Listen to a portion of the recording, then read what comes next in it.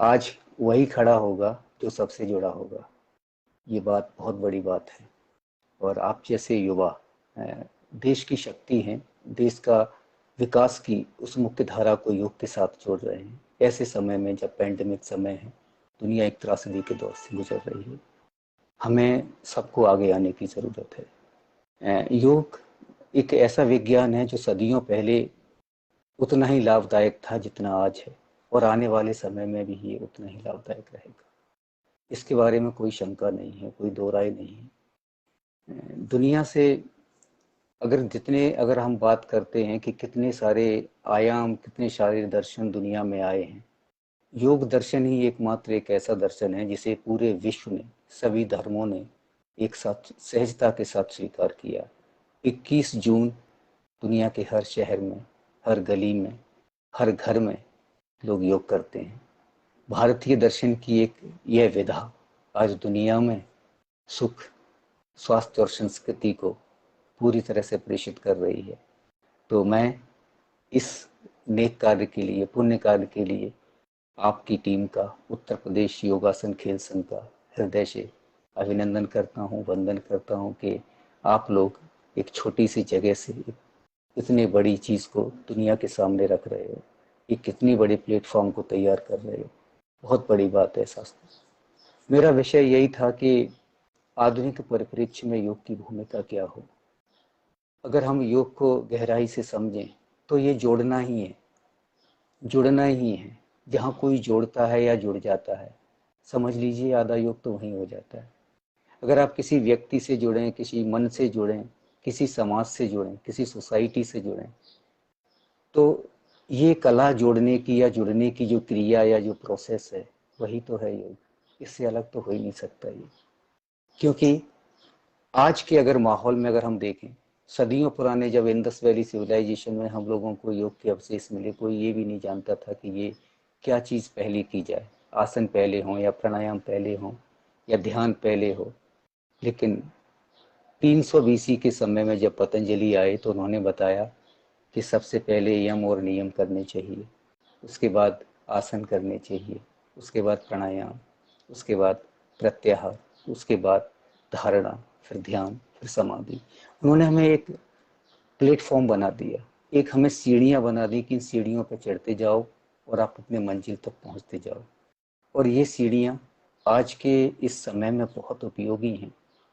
Base जो foundation है योग का वो यम नियम ही है, हमारा सोशल कमांडमेंट और एक इंडिविजुअल कमांडमेंट। सोशल बिहेवियर और इंडिविजुअल बिहेवियर सबसे महत्वपूर्ण है।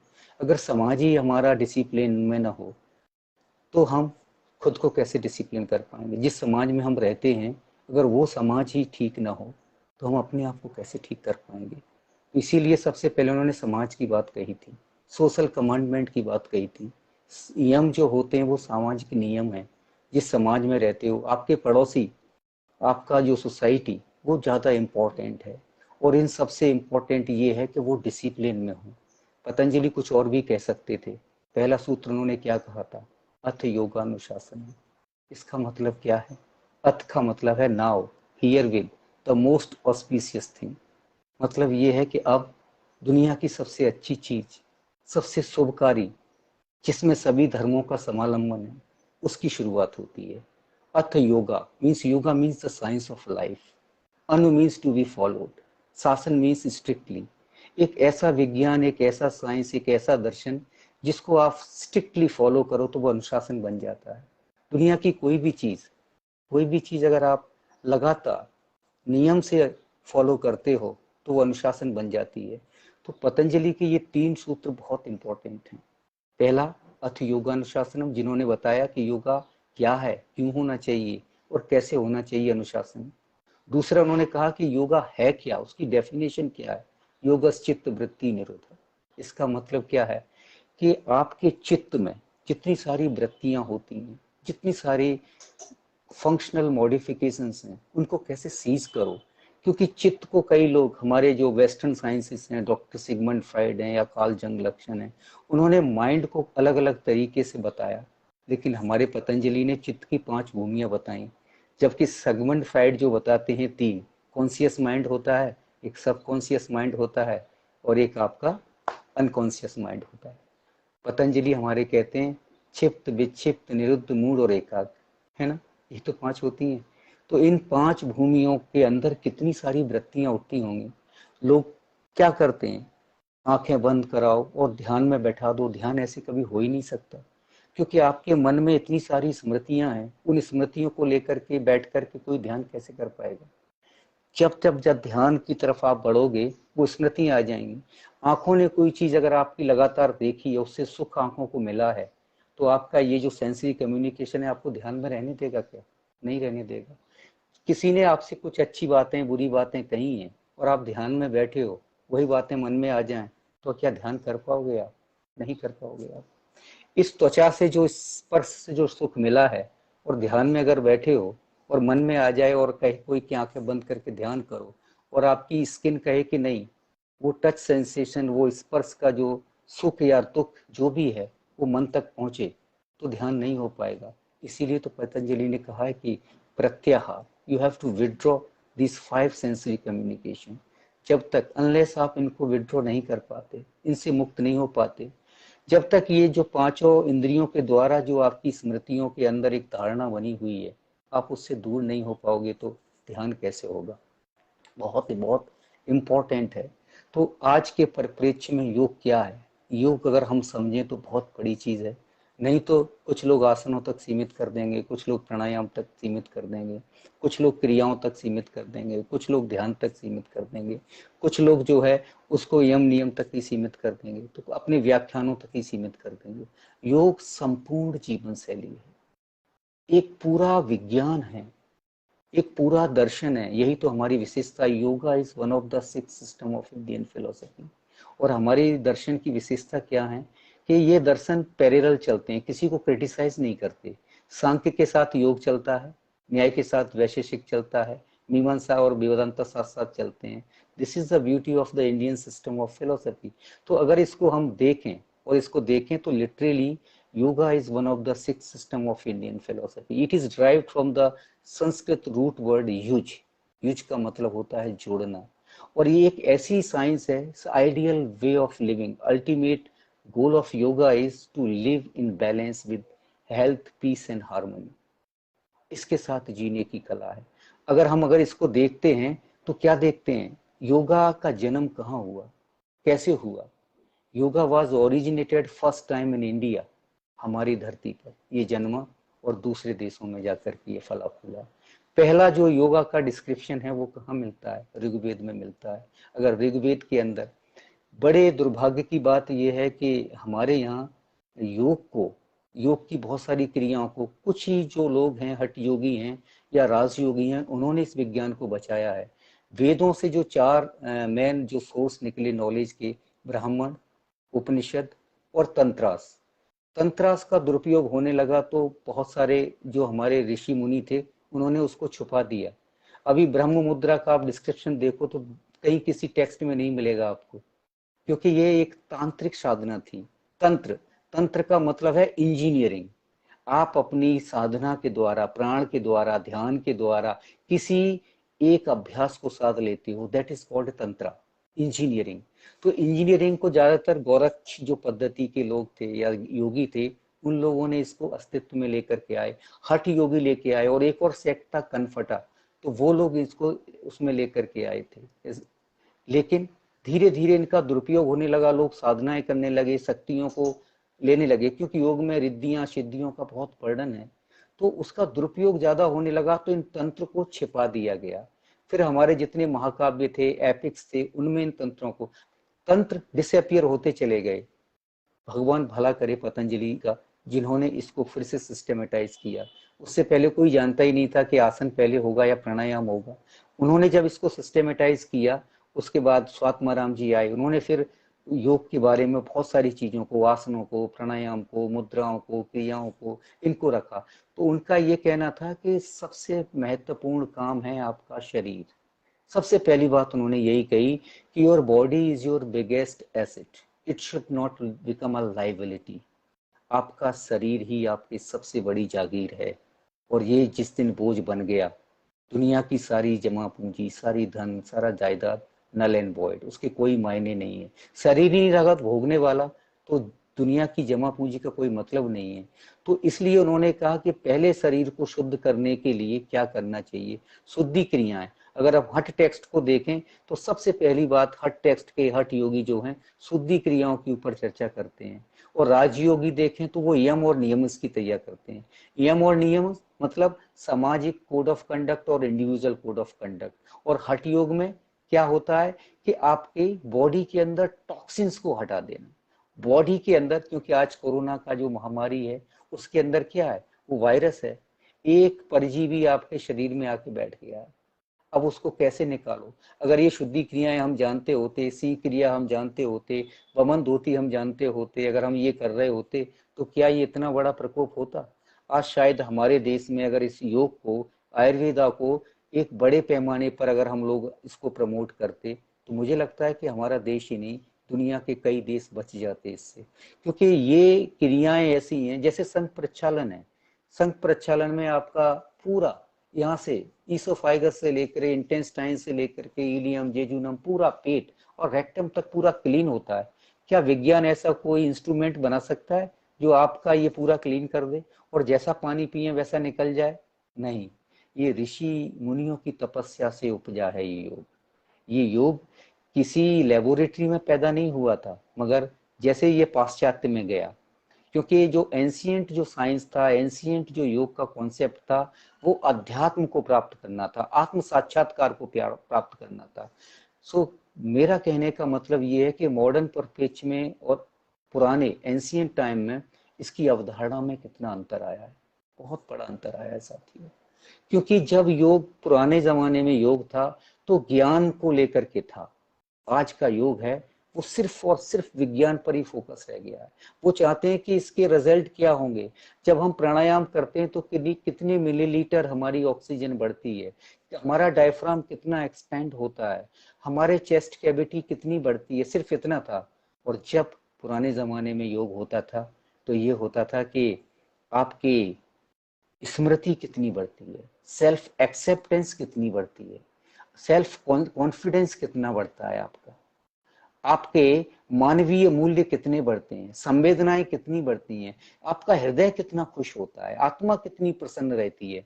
आज की तार में सिर्फ यही विज्ञान बताता है कि आपके बॉडी में सिम्टम्स कितने कम होते हैं, चाहे बीमारी ठीक हो या ना हो, चाहे हमारे हृदय में जो हमारी कोरोनरी है उसमें स्टंट डला हो, ब्लॉक हो, एक स्टंट एक और डाल देगा डॉक्टर कल को, फिर वहां से जहां स्टंट डला है, स्टंट का मतलब क्या है, छोटा सा। ऐसे ही एंजियोप्लास्टी होती है तो एक स्प्रिंग डाल देते हैं जिससे कि वो हमारा रक्त का संचरण हृदय तक पहुंचे। पुराने जमाने में क्या होता था कि ऐसा नौबत ही ना आए कि आपको वो रिंग डालनी पड़े, वो छल्ला डालना पड़े, वो स्प्रिंग आपकी कोरोनरीज में, आर्टनरीज में डालनी पड़े। तो ये था पुराना योग और आज के योग में थोड़ा सा अंतर यहाँ आया है। पुराना योग हमारे आत्मज्ञान को लेकर के था, आजकल का योग शारीरिक ज्ञान को लेकर के है, सिर्फ और सिर्फ शारीरिक ज्ञान को लेकर के है।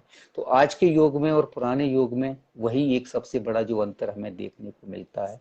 तो क्यों ना हम उन चीजों की तरफ जाएं, हम क्यों ना अपने उस, मैं याद करता हूँ, मैं एक बहुत छोटे से गांव से बिलोंग करता था, अभी तो यहाँ दिल्ली में रहने लगे हैं हम लोग। मैंने देखा था कि गांव में रहते थे, गाय बैल भैंस सब थे, और हमारा जो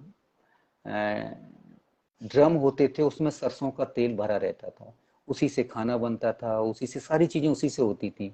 और आज मैं यहाँ शहर में देखता हूँ बहुत ही हाइजीनिक ग्लास की बोतल होती है और उसमें तेल आता है। क्या वो स्वास्थ्य की गारंटी देता है? बिल्कुल नहीं देता। लेकिन उस समय का जो सरसों का ड्रम, ऊपर काफी गंदगी रहती थी, उसी से हम तेल लेते थे, सारे लोग खाना खाते थे। सब्जी हमारी टोकरी में पड़ी रहती थी बाहर खुले में, और आज हम फ्रिज में रखते हैं, धो धो के साफ कर करके रखते हैं। कुएं का पानी खुला रहता था, आज हम पूरा प्यूरिफाई और वो एक्वा और पता नहीं क्या क्या आरओ वगैरह लगा करके पानी पीते हैं। तो हम कहाँ जा रहे हैं, हम कितनी दूर पहुंच गए हैं।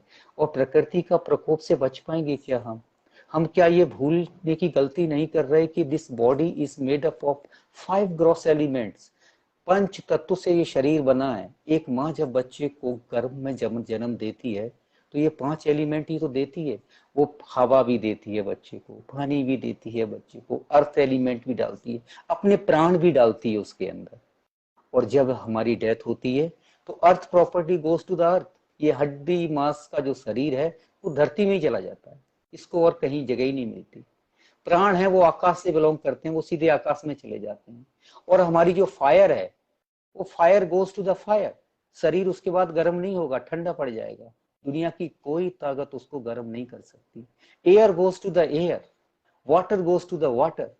तो इस चीज को हम भूल रहे हैं, हम अपने मूलभूत नेचर को भूल रहे हैं। नेचर नहीं कुछ भूलती, नेचर ने हमें जो चीजें ब्लेस में दी हैं। और ये जो पांचों जो तत्व हैं ये निशुल्क हैं, इनका पैसा नहीं लेती प्रकृति। और हम पानी भी बेचने लगे, आजकल तो सिलेंडर की मारा मारी है, हवा भी बेच रही है, सब कुछ बिच रहा है। धरती तो कब से बेचना चालू कर दिया लोगों ने। ये धरती क्या इंसानों के लिए बनी थी? शायद नहीं।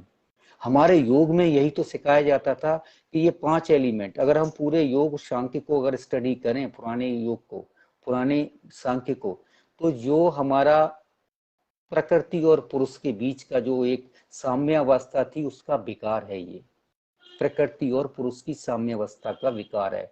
और उस विकार से 3 गुण पैदा होते हैं, सत्व गुण, रजस और तमस।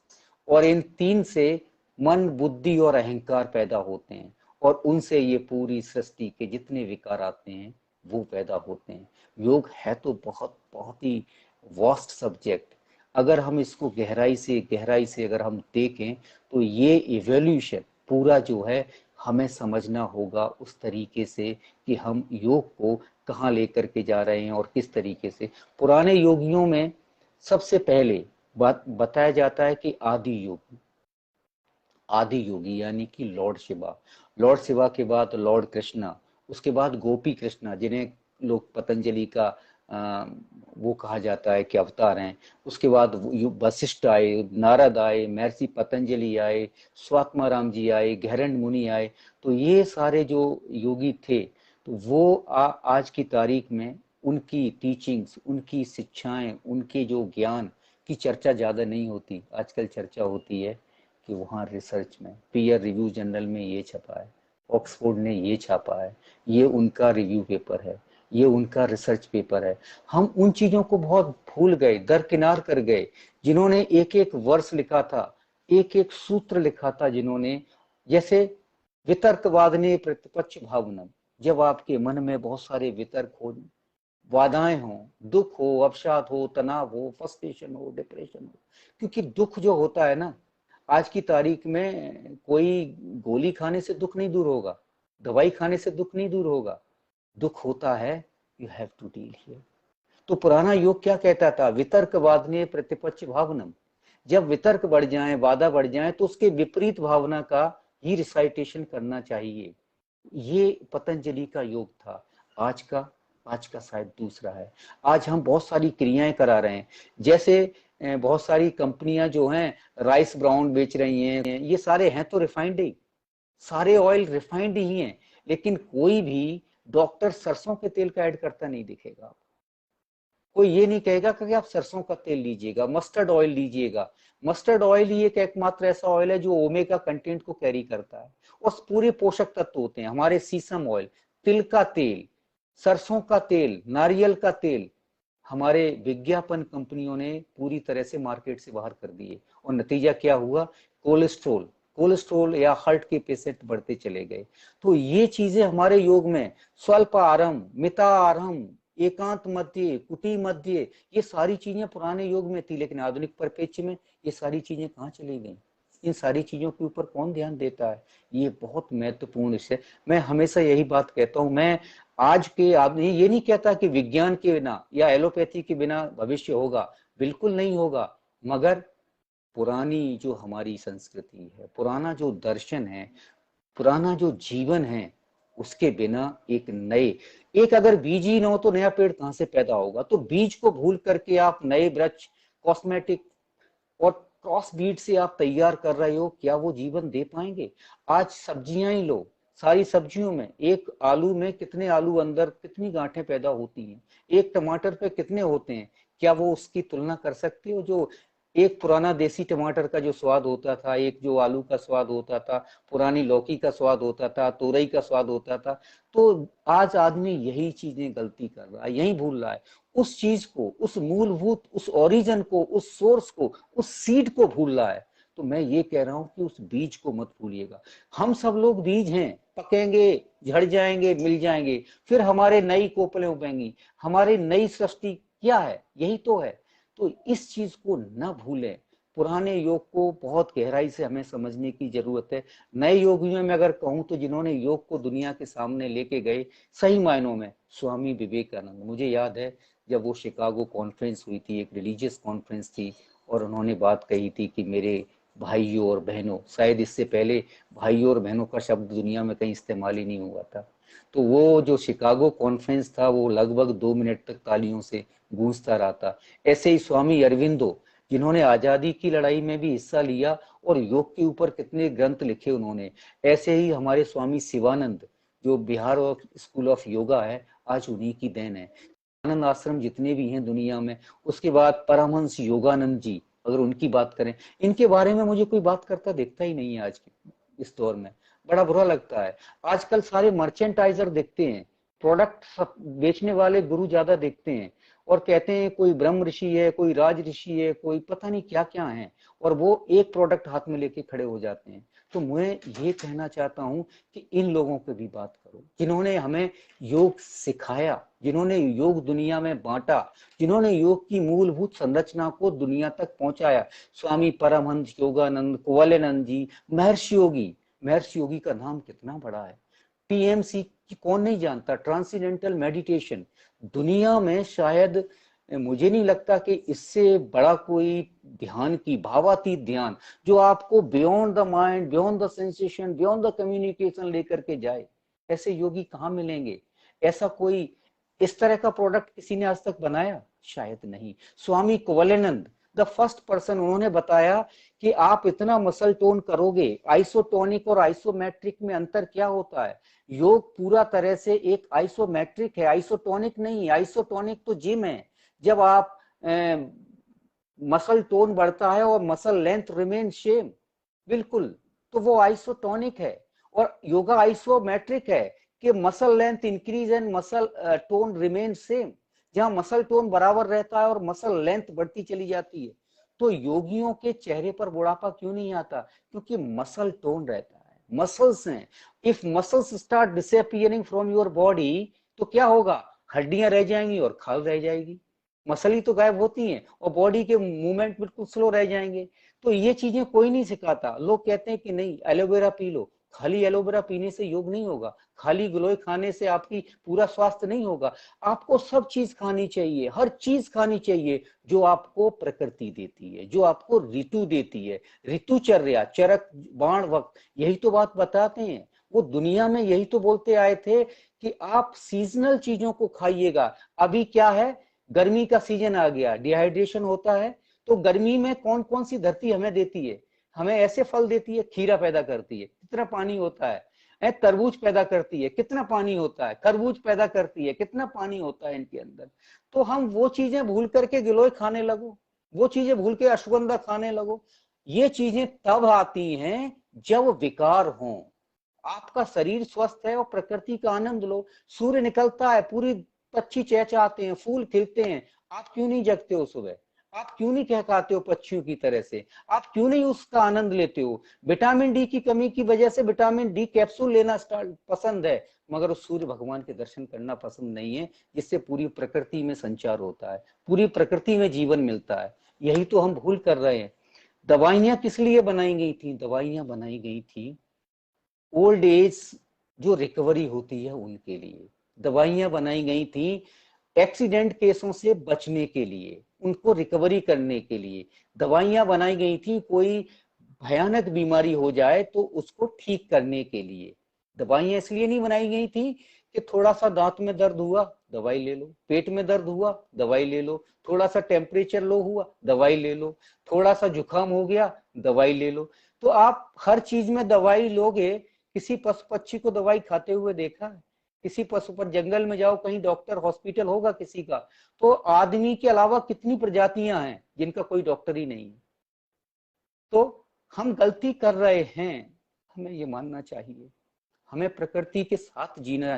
ये धरती केवल इंसानों के लिए नहीं बनी, ये धरती पर उतना ही हक और जीवों का भी है, इस पानी पर उतना ही हक और जीवों का भी है, इस हवा पर हक उतना ही और जीवों का लिए। यही तो हमारा योग सिखाता था। लेकिन आज के योग की शायद परिभाषा बदल रही है, क्योंकि ये वेस्टर्न में चला गया और वेस्टर्नाइज हो गया।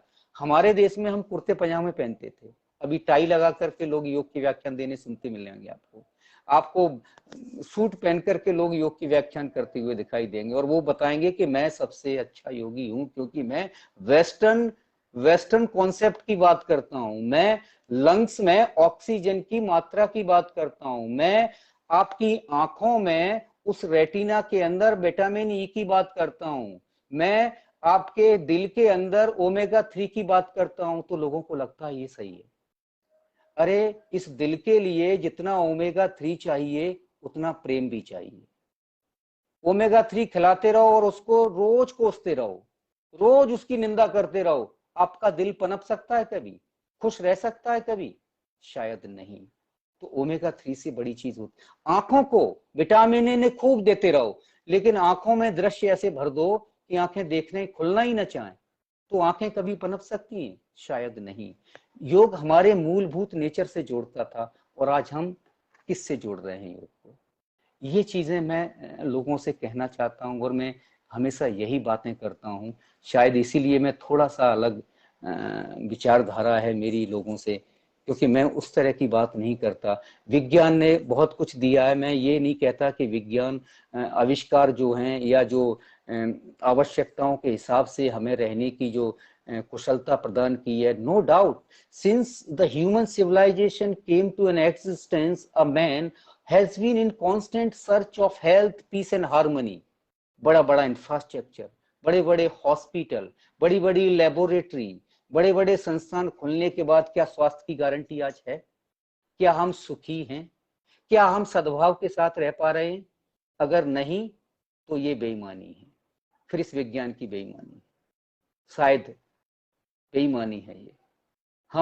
हम उस दौर में नहीं है जिस दौर की हम बात कर रहे हैं, हम वहां नहीं पहुंचे हैं जिसकी हम सपोर्ट करते हैं, जिसकी हम वकालत करते हैं, जिसको हम एडवोकेट करते हैं। तो मेरा मतलब ये नहीं है। दुष्यंत कुमार क्या कहते हैं, हो गई है पीर पर्वत सी, अब पिघलनी चाहिए, इस हिमालय से भी एक गंगा निकलनी चाहिए। हंगामे खड़े करना हमारा मकसद नहीं, ये सीरत बदलनी चाहिए। मेरे सीने में न सही, तुम्हारे सीने में हो कहीं ये आग, आग चलनी चाहिए, ये आग चलनी चाहिए। तो मैं यही कहना चाहता हूँ साथियों, कि अगर आप योग से जुड़े हो तो वो सिखाओ जो हमारे योगी सिखाते थे। आप उनको क्यों नहीं प्रमोट कर रहे हो? आप ऐसे लोगों के फोटो क्यों लगाते हो जो केवल प्रोडक्ट बेच रहे हैं, भ्रम फैला रहे हैं दुनिया में? वो योगी नहीं है, वो बिलियन डॉलर का बिजनेस करते हैं, और वो योग की आत्मा को नहीं बता रहे किसी को। सत्य से आप अगर योग के साथ खड़े होगे ना, आज आप मुझे देख रहे हो 50 साल से ऊपर का हूं, लेकिन मेरा मन कभी हताश नहीं होता, कभी निराश नहीं होता। मैं जहां खड़ा होता हूं वहीं खुशी से बड़ा हो जाता हूं। तो ये योग सिखाता है आपको। बीमारी के इस दौर में मुझे कोरोना हुआ था और मैं 7 दिन में रिकवर हो गया।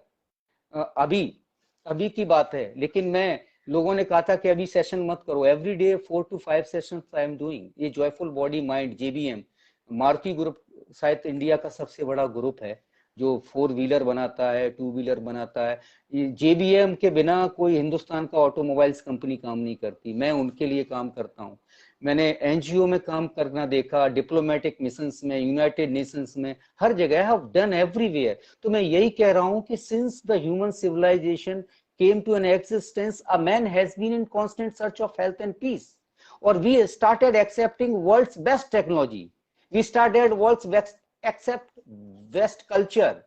हम लोग दुनिया का म्यूजिक, दुनिया की संस्कृति, दुनिया के बहुत सारे जाज, फालसा, संगीत, सारा कुछ हम लोगों ने एक्सेप्ट किया। कोट पैंट भी एक्सेप्ट कर लिया हमने, अंग्रेजी भी एक्सेप्ट कर लिया हमने, पिज्जा बर्गर भी एक्सेप्ट कर लिया, मगर कुछ तो हम भूल गए, कुछ तो बहुत पीछे छूट गया। हमारे वो कुएं सूख गए, हमारे वो खेत वीरान हो गए, हमारी वो नदियां अपवित्र हो गई, हमारे पेड़ कट गए, कंक्रीट जंगल बन गए, शहर बन गए,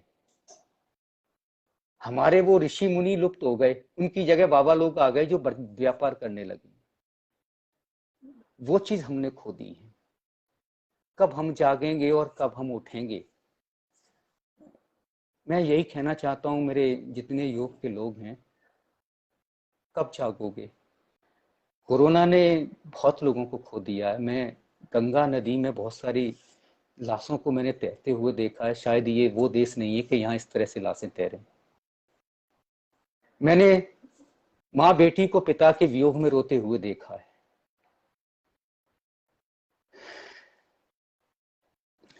कई अनाथों को मैंने देखा है।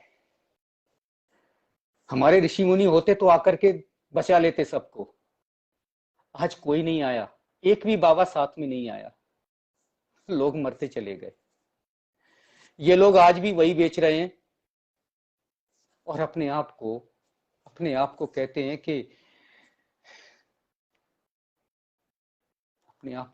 कि इन्होंने समाधि प्राप्त कर ली है, इन्होंने आत्म साक्षात्कार कर लिया है, इनको सेल्फ रियलाइजेशन हो गया है, ये भगवान से मिल चुके हैं। भगवान से मिलने वाले लोग क्या रुपए पैसे लेकर के हमें दवाइयां देंगे? भगवान ने कभी किसी को कोई चीज बेची है आज तक? नहीं बेची, नहीं बेची। तो पता नहीं, मैं थोड़ा सा भावुक हो जाता हूँ शायद कि मुझे उससे प्रेम है। मैंने योगा किसी व्यवसाय के लिए नहीं किया था। मैंने योगा किया था कि मैं चाहे एक लोग को योग सिखाऊं, मगर दिल से सिखाऊं। दिमाग से मैंने कभी योग नहीं सिखाया किसी को। और मैं हमेशा यही कहता हूं कि योग जब आप सिखाओ तो दिल से ही सिखाना, खुश रह के सिखाना, दुखी होके मत सिखाना कभी भी। और कोई दक्षिणा में दे तो ठीक है, ना दे तो और अच्छा, एक दिन जरूर देगा। मेरा एक स्टूडेंट थी, वफा करके, इजिप्ट में था मैं, तो मैं 3-3 साल मुझे सरकार भेजती थी किसी देश में, कभी किसी देश में। फतवा भी इशू हो गया, अलकायदा ने मेरे ऊपर एक फतवा इशू कर दिया 2003 में। मुझे बोला कि it is religiously forbidden for Islam, it should not be practice in any form, either it is a philosophy और it is a practice. And मेरे छोटी बेटी और मैं, मुझे लगा कि क्या होगा यहाँ पे, मगर दिल में ये था कि मैं भारत की भूमि से बिलोंग करता हूँ जिसने पूरी दुनिया को शांति दी है, और मैं यहाँ वही करके जाऊंगा। यकीन मानो कि आज इजिप्ट में हर साल योग के फेस्टिवल होते हैं, वहाँ की यूनिवर्सिटीज में और वहाँ के डाउनटाउन में, जमालिक में, मोहनदिसिन में, हर जगह योग वहाँ पर रग रग में बस गया है। तो ये फतवा जरूर इशू हुआ था, लेकिन उसके बाद प्रेम भी इशू कर दिया उन्होंने। तो किसी के लिए थोड़ी सी कीमत चुकाने को तैयार हो जाओ, उसके बदले में फिर आपको जो मिलेगा ना, ऊपर वाला उस चीज को देता है। तो मैं यही कह रहा हूं कि साथियों, जब आप योग करते हो तो योग के जो फिजियोलॉजिकल इम्पैक्ट कैसे होते हैं, मैं ज्यादा, कितना समय हो गया, समय है अभी? क्योंकि जी फिर सर, मैं जी सर बोलता है। चला जाता हूँ और फिर आप नहीं लोगों नहीं का सर, है समय सर, आप ले सर लेता हूँ। बोलिए सर, बोलिए सर। पोस्चर, ये आसन जो होते हैं, तो जिन लोगों को थोड़ा गलतफहमी है तो मैं सुधारना चाहता हूँ कि जितने सारे डिस्कम्फर्ट हैं वो आपके पोस्चर की वजह से ही हैं, चाहे सोने में चाहे बैठने में। तो पोस्चर अगर आप सही कर लो तो आपका कंफर्ट लेवल बढ़ जाएगा, पहली बात। और पोस्चर सही कौन करता है? आसन करते हैं। तो जिनके आसन अच्छे हो गए, सहज हो गए, आसन की परिभाषा क्या है? आज जैसा पाश्चात्य लोग के कराते हैं ना कि वो टोज को लगा दो सिर के ऊपर, दैट इज नॉट ए आसन। आसन का मतलब ये है कि जहां शरीर, मन और सांसें साथ साथ चलने लगे, वो है आसन। पतंजलि क्या कहते हैं? स्थिर सुखम आसनम, स्थिरता पूर्वक सुख की प्राप्ति। या जहां स्थिरता होगी वहां सुख होगा, और जहां सुख होगा वहां स्थिरता होगी। तो स्थिरता पूर्वक सुख अगर आपको लगने लगे तो आप आसन में हो। सिंहासन ऐसे ही थोड़ी बना था। सिंहासन शब्द का मतलब यह है कि जहां आप divine, king, empire, royal feel करो जिस पे बैठ करके। तो आसन में भी कुछ वैसा ही होता है कि आप डिविनिटी को बिलोंग करते हो, आप एक अपनी एम्पायर में होते हो। और जिस दिन आप किसी आसन में बैठ के आपको लगने लगे कि आप अपनी एम्पायर में हो, आप अपनी एक सल्तनत में हो, समझ लो वो आसन है। आसन वो नहीं है कि मैं किसी नदी के एक पिलर के ऊपर एक हाथ पे खड़ा होकर के प्रदर्शन करूं, दिस इज नॉट ए आसन। मैं किसी रस्सी पे खड़ा होकर के कोई पोस्चर को बैलेंस कर लूं और मेरा मन अशांत है, मन में बहुत सारी शंकाएं हैं, आसन नहीं हो सकता। आप बिल्कुल कहीं बैठे रहो, चाहे पालती मेर के बैठे हो, और मन शांत है गहरे समुद्र की तरह से, और भावनाएं शांत हैं, हृदय शांत है, और पूरा ब्लड का सर्कुलेशन पूरे शरीर में हो रहा है, आपकी आत्मा खुश है, आप आसन में हो। और आजकल ये इस तरह के आसनों का कोई मतलब ही नहीं है। इनसे क्या मिलने वाला है, क्या हासिल होगा? Twist your body left and right in the morning even cannot transfer your mind into different eras. Doesn't make any sense of doing all this आसन। ये आसन हो ही नहीं सकता। तो आसन वो है कि जहां सारा कंफर्ट बढ़ता चला जाए। फिर आप किसी भी अवस्था में आ जाओ, चाहे शीर्षासन में आ जाओ और वहां भी कंफर्ट हो, आप वृश्चिक आसन में हो तो वहां भी कंफर्ट हो, तब वो आसन है। तो कंफर्ट जब आपका बढ़ेगा, आपका कंफर्ट जितना बढ़ेगा तो फटीग, थकान, तनाव, स्ट्रेस खत्म होता चला जाएगा। So once posture is improved, comfort is increased, and comfort is increased, fatigue is decreased। थकान खत्म, टायर्डनेस खत्म, फटीग खत्म, और फटीग, थकान, ये सब खत्म हो गई तो क्या बढ़ जाएगा? नींद इंप्रूव, स्लीप इंप्रूव। तो नींद आना स्टार्ट हो जाएगी आपको, और आपकी नींद अच्छी हो गई, अगर आप 7-8 घंटे अगर ठीक से सो रहे हो तो योर डाइजेशन विल बी, आपका डाइजेशन जो है ना वो ठीक होगा। तो किसी एक हाथ पे या एक उंगली पर बॉडी को बैलेंस करने से डाइजेशन इंप्रूव नहीं होता। जब आपकी नींद अच्छी हो, जब आप 7-8 घंटे हार्ट बीट नॉर्मल हो, पल्स रेट नॉर्मल हो, इमोशंस नॉर्मल हो, दोनों हेमिस्फीयर बैलेंस में हो, फिर तब नींद आती है जाकर के, ऐसे नहीं आएगी। कोई ये कहे कि मैं शवासन योग निद्रा करा दूं आप नींद में आ जाओ, नहीं। तो आपकी स्लीप इंप्रूव होगी तो डाइजेशन इंप्रूव होगा, और डाइजेशन इंप्रूव होगा तो ऑटोमेटिकली आपका मेटाबॉलिज्म और वेट जो है नॉर्मल होता चला जाएगा।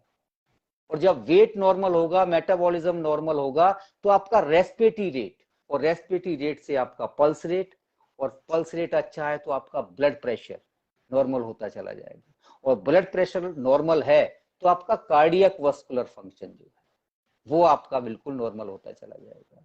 और कार्डियक वस्कुलर अगर आपका ठीक से नॉर्मल हुआ, आपका जो सीवी रेट है वो ठीक हुआ, तो आपका हार्मोन के बैलेंस, कॉर्टिसोल बनेगा ही नहीं, और कॉर्टिसोल नहीं बनेगा तो एड्रिनल ग्लैंड जो है डब्ल्यूबीसी का निर्माण करेगी। क्योंकि जो आदमी निराश होता है, हताश होता है, दुख में होता है, तनाव में होता है, अवसाद में होता है, निराशा में होता है, तो क्या होता है? कॉर्टिसोल बनता है। और ये कॉर्टिसोल करता क्या है? ये आपकी डब्ल्यूबीसी को कम कर देता है, व्हाइट ब्लड सेल्स, और व्हाइट ब्लड सेल्स नहीं बनेगी तो क्या होगा? इम्यूनिटी लो हो जाएगी, और इम्यूनिटी लो होगी तो फिर तो सब लोग जानते हो क्या होगा, ये कोरोना जैसी चीजें जो हैं इनके लिए घर मिल जाता है, ये तुरंत रहने को पहुंच जाएंगे, इनको हौसला आप दे रहे हो।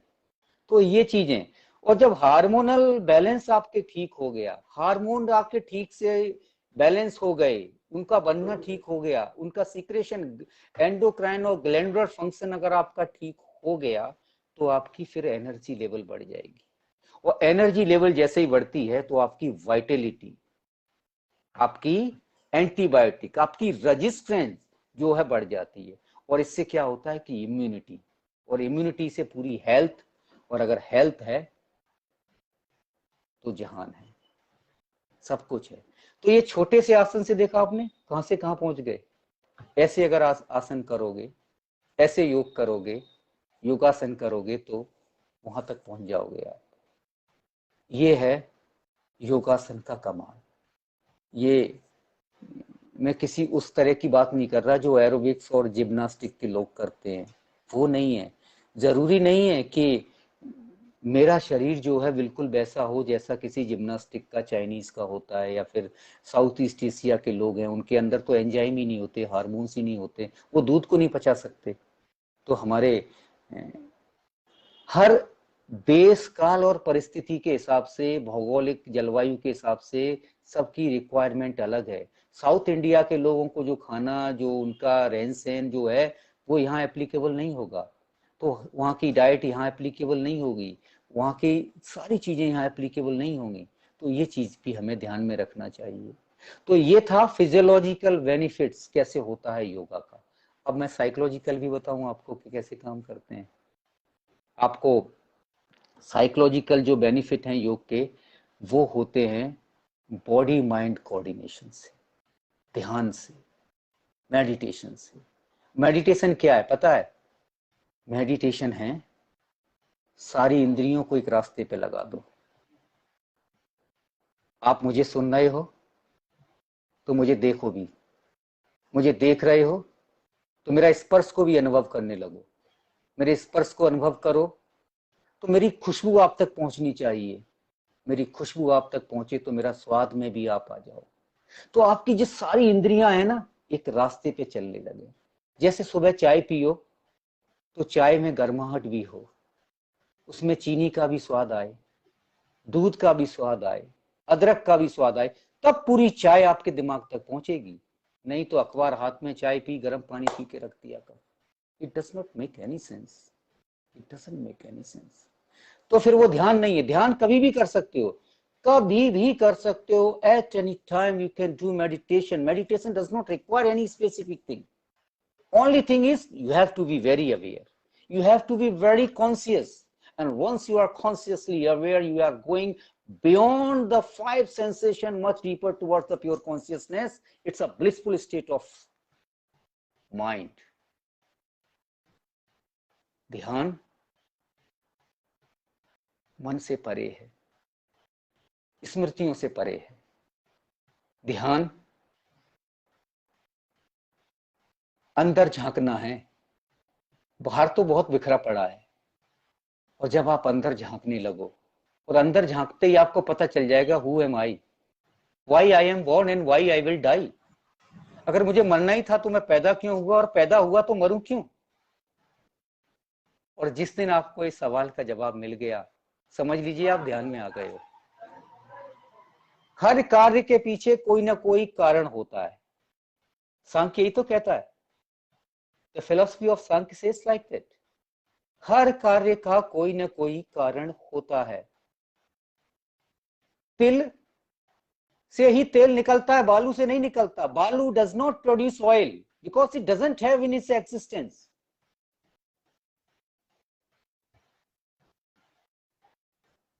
तो तेल किससे निकलेगा? क्योंकि वो पहले से विद्यमान है उसके अंदर। हमारे अंदर क्या विद्यमान है? कभी किसी ने, किसी गुरु ने ये बताने की कोशिश की? गुरु ये बताते हैं इसमें एलोवेरा है, इसमें अश्वगंधा है, इसमें ये है, इसको खाओ। और जब खुद वो बीमार पड़ते हैं तो बड़े बड़े हॉस्पिटल में एडमिट होते हैं, बड़े बड़े हॉस्पिटल्स में। वो फिर अपनी उस प्रक्रिया को नहीं अपनाते, मैंने देखा है।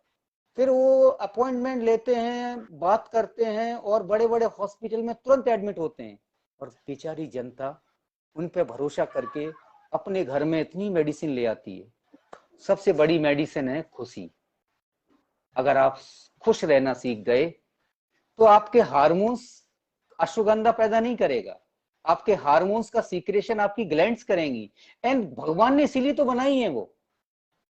ईश्वर ने आपका शरीर, आपका लीवर, किडनी, पैनक्रियास 100 साल के लिए बना के भेजा है। लेकिन जब हम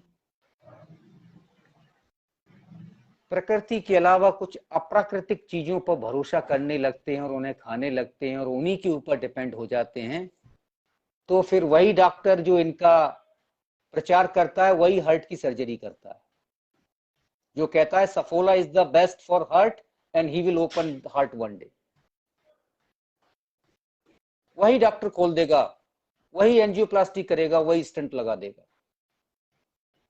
तो दिल में क्या चाहिए? आप नेचर के साथ जाओ, और नेचर क्या है? आपके अंदर भी नेचर है, बाहर है। जितना परसेंट वाटर बाहर है उतना ही परसेंट आपके भीतर है, जितना परसेंट एयर बाहर है उतना ही परसेंट आपके अंदर है, जितना अर्थ एलिमेंट बाहर है उतना ही आपके अंदर है। तो ये एक बैलेंस है प्रकृति का सभी जीवों के साथ। तो why don't go with the nature? और nature is the ultimate healer, इससे बड़ा ही। और उसका कोई पैसा नहीं लेती वो। सूरज कभी आपसे पैसा नहीं मांगेगा, हवा कभी आपसे पैसे नहीं मांगेगी, नदियां कभी आपसे पानी के लिए पैसे नहीं मांगेंगी, ये आकाश कभी पैसे नहीं मांगेगा, ये चांद सितारे कभी आपसे पैसे नहीं मांगेंगे। और इनको लोग छोटी छोटी सैंपल बना के बेच रहे हैं। कोई हवा का सैंपल बना के बेच रहा है, कोई पानी का सैंपल बना के बेच रहा है, कोई ईथर का सैंपल बना के बेच रहा है, कोई, और आप वो खरीद रहे हो। जो खुला पड़ा है उसको तो आप भूल रहे हो।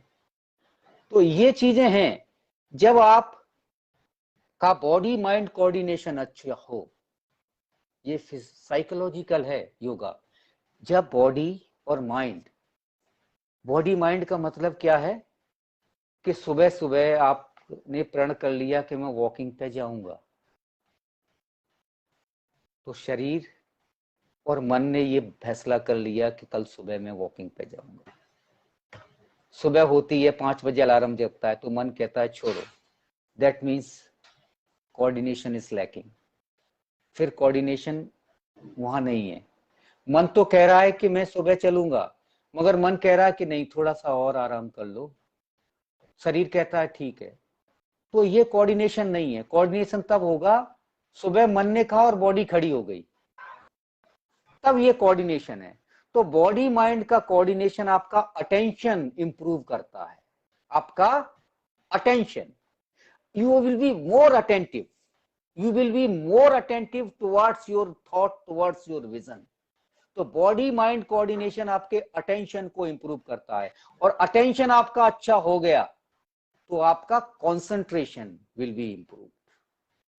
If you are more attentive then your concentration, और कंसंट्रेशन अगर आपका अच्छा हो गया तो यू बिकम मोर कॉन्शियस। आप अपनी चीजों को चारों तरफ, हर चीज को कॉन्शियसली आप देखने लगोगे, आप कॉन्शियसनेस बढ़ जाएगी। और जब आपकी कॉन्शियसनेस अच्छी होगी तो फिर आपकी वर्क एफिशिएंसी बढ़ जाएगी। और वर्क एफिशिएंसी बढ़ते ही क्या होगा पता है? मन अच्छा हो जाएगा, हर काम को आप अच्छी तरह से करने लगोगे। आप हर काम को, मेरा मन नहीं था कि मैं अभी एक सेशन से निकला था, हमारा जेवीएम का सेशन था, कि मैं क्या करूं, बट कहते ना कॉन्शियस था मैं। और रात को मेरी बात हुई थी पथिक जी से, जो इस रास्ते के बहुत सारे पथिक को जोड़ रहे हो, आप इतनी सारी कड़ियों को जोड़ रहे हो। तो ये कॉन्शियस थी, चेतना में वो था। और चेतना में वो चीज अगर आप आ जाए ना, तो शरीर, मन और सांसें करने के लिए तत्पर हो जाती है।